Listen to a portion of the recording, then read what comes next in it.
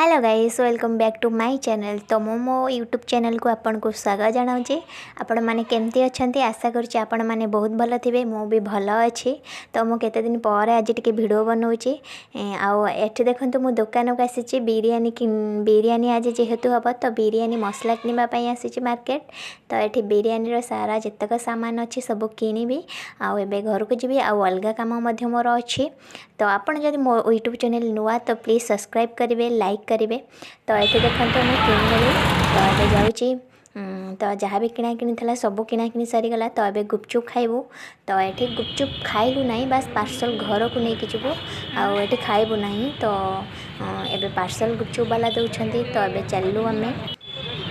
तो ये देखो मु चप्पल किनिबी तो मोर चप्पल जेहेतु नाथिला ना टिके चप्पल किनिबी आउ गोटे चप्पल मु देखुची तो पसंद आसले किनिबी गोटे। तो आम चप्पल तो ये चप्पल किनिली तो चलू आम घर को जीवु। तो ये मुझे 1.5 केजी चिकेन नहीं अदा रसुण पेस्ट पकईदेली। तो ये पुदीना पत्र आ कटा काटिक रखी धनिया पत्र चिकेन मसला धनिया पाउडर जीरा पाउडर आ लंका गुंड आपको मु पकई नौची आउे काश्मीर रेड चिली पाउडर मु पकाउची। ये गरम मसला मु पकई नेली आठी एवरेस्ट चिकेन बिरियानी मसला पकईली कारण आर टेस्ट बहुत भल थाए। आठी कटा जाइथिबा किछि लंका मु पकईली आठी दही आड कर नौची। दहीर फ्लेवरटा भी बहुत भल। तो स्वाद अनुसार किछि लुण आ हलदी मु पकई नौची। तो ताको मु कौन करी ना भल से गोलई नेबी। तो चामच गोलाउली तो भल लगे तो हाथ में गोलैली तो ताको भल से मिक्स करी।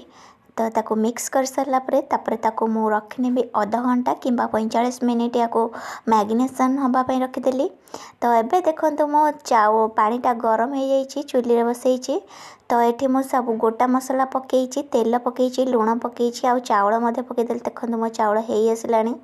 तो मुझे गाड़ी नेबी। तो ये पियाज छाणी नौची।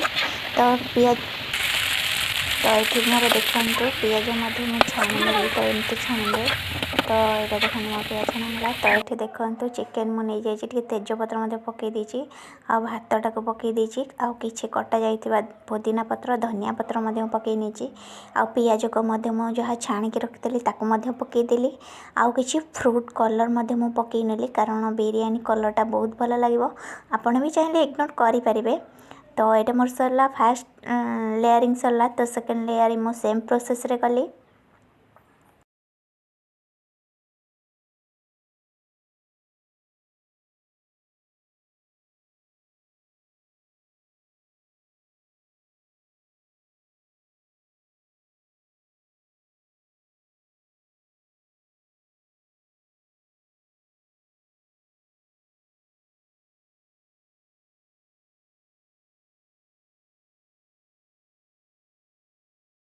तो ये मुझे गोलाप जल मु पकई नौचे कारण भल स्मेल आसो।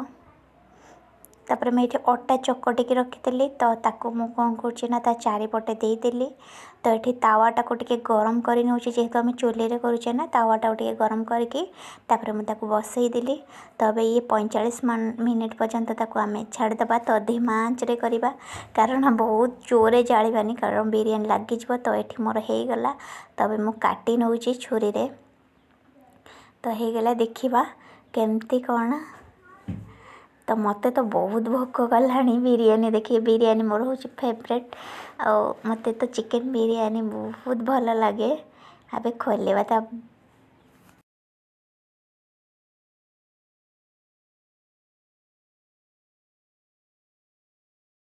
फाइनाली देखते वाओ कितने स्मेल होगी ना मोर भोकटा बढ़ी गलानी। कलर भी देखते केते सुंदर आसी। देखते मु पाखक देखुची केते बढ़िया स्मेल आसूची आते माने भोकटा डबल बढ़ी गलानी। देखते एते सुंदर भागरे हेई मध्य जाइची देखते। तो मु तो चली ए खाइबा। तो ये छुआ मानक प्रथम खाइबा को दे देची।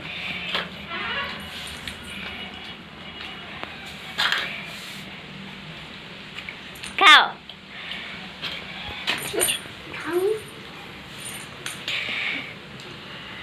तो छुआ मान खाइबा देती यहाँ हूँ मो तो मुझे जाली खाइबा।